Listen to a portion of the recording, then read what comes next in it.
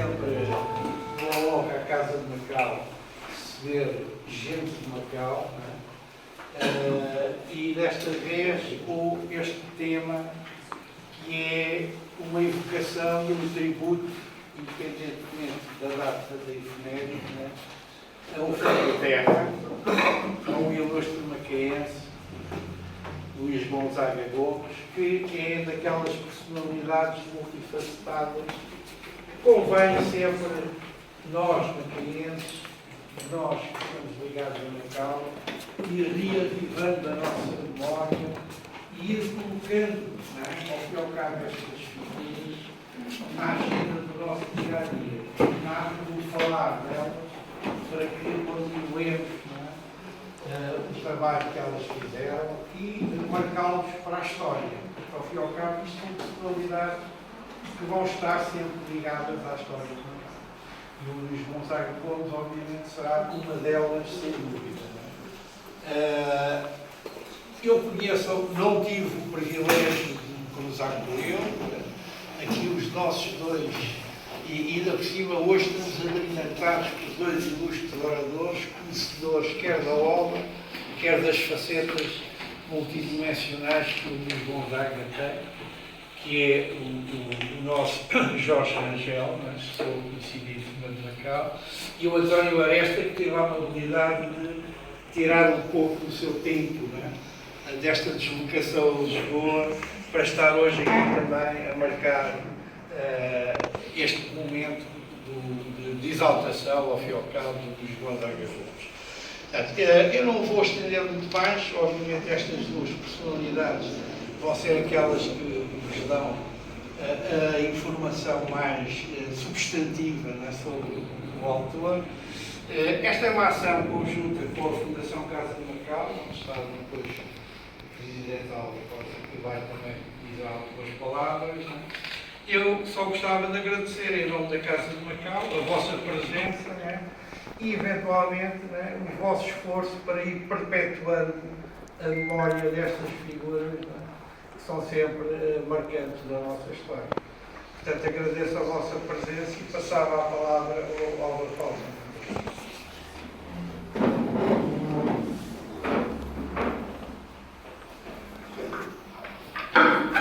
Boas tardes a todos. Antes de mais, já sou o Presidente da Casa de Macau, sou Carlos Piteira, comentado pelo Dr. Jorge Rangel, pelo Dr. António Aresta. Caros amigos, é com muita alegria e com muito gosto a Fundação Casa de Macau associa a Casa de Macau para promover mais uma conferência sobre uma figura de Macau. O último que nós fizemos aqui foi sobre J. Monteiro, outra figura muito diferente de Luís Gonzaga Gomes, mas é importante para nós evocarmos pessoas de Macau, seja de Macau, seja português de Macau, seja pessoas de fora. Estou-me a lembrar de George Chinnery, nunca mais ninguém falou dele. Se calhar muito de nós só ouvimos falar dele, não sabemos nada dele. Ou Montalto de Jesus, que escreveu livros sobre a história de Macau. Margaret de George Baxter e outras figuras. Lembrei-me do nome Robert Houghton. Alguém se lembra dele? Talvez pouca gente se lembra de Robert Houghton.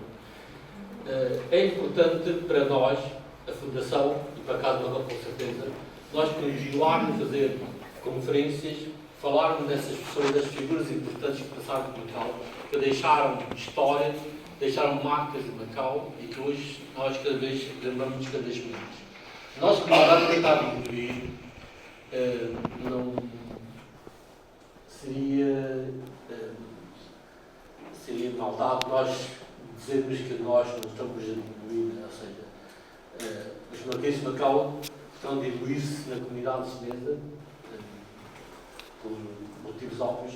Nós, em Portugal, as nossas famílias são portuguesas, nós não falamos patuá, não comemos comida macaense, portanto nós também estamos diluindo, nós, na sociedade, onde estamos.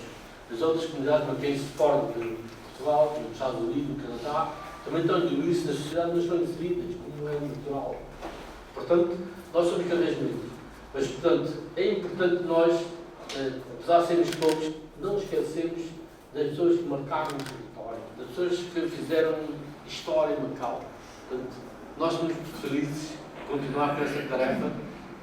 Queremos fazer mais este ano, vamos iniciar mais com este projeto e escuso-me apresentar os oradores, são mais os mesmo conhecidos, era pecado para eu se começasse a apresentar.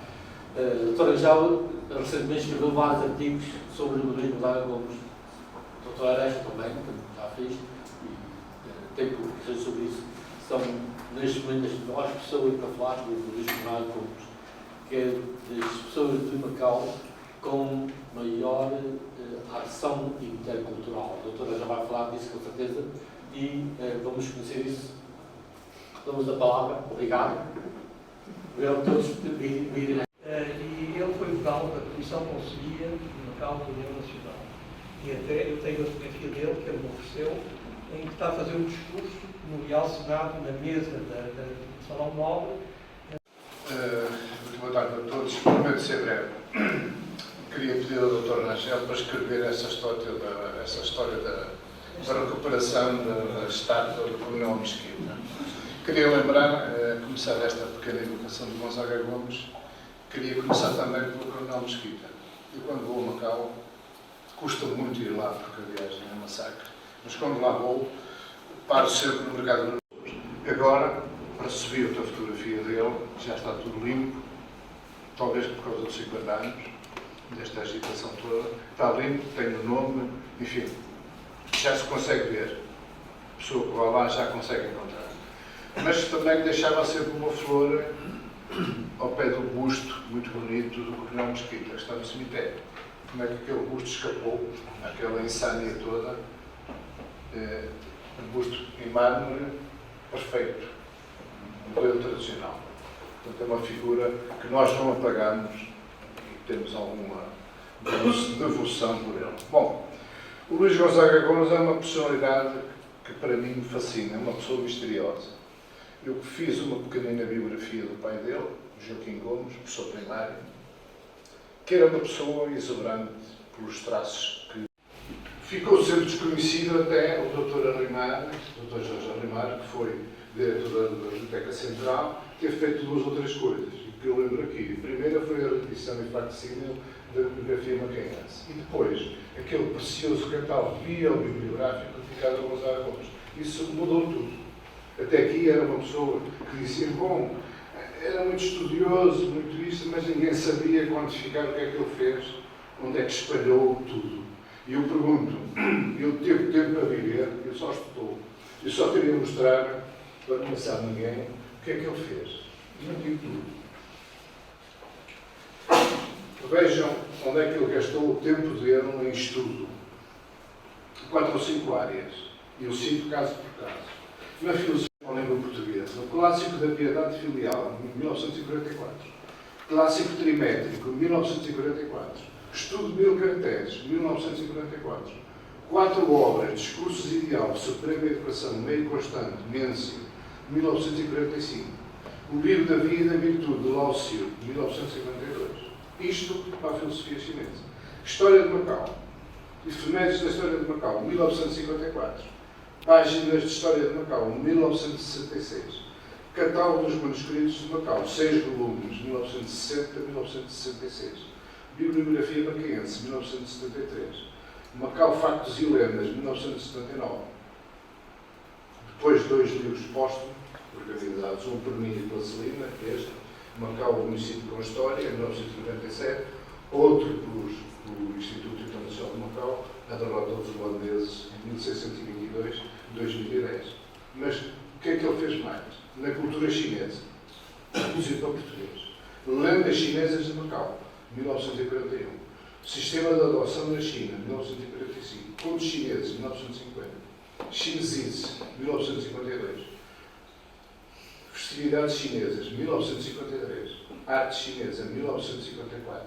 Mais. Linguística e lexicografia. Vocabulário cantonense português, 1941. Vocabulário português cantonense, 1942.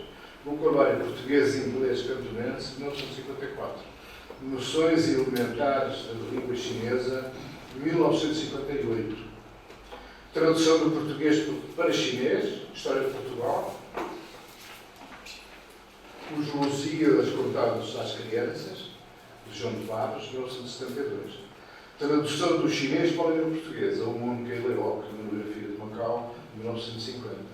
Tradução do italiano para a língua portuguesa, Relação da Grande Monarquia da China, Nova Soneto, 2 volumes, 1956. Tradução do francês para a língua portuguesa, Nova Revolução da China, de Gabriel Magalhães, 1957. Organização da obra completa de Manuel da Silva Mendes, 3 volumes em 1949, 4 volumes em 1963, 64. Portanto, é aqui e escreveu mais, muito mais. Tudo aquilo que está, eu ia dizer perdido, disperso em jornais, em revistas, polémicas, há muita coisa mais. Portanto, como é que este homem teve tempo para viver? Dedicou-se monasticamente a isto tudo, mas teve que viver ao mesmo tempo. Era melómano.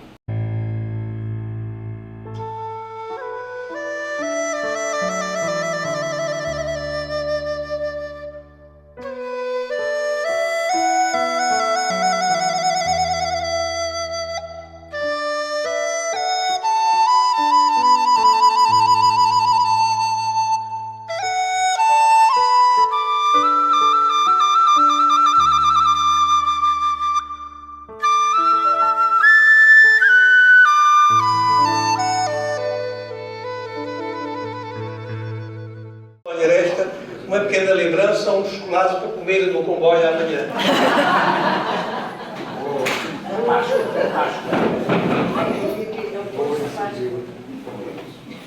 Muito bem. Olha, obrigado por ter ouvido a praça, comer um bolinho.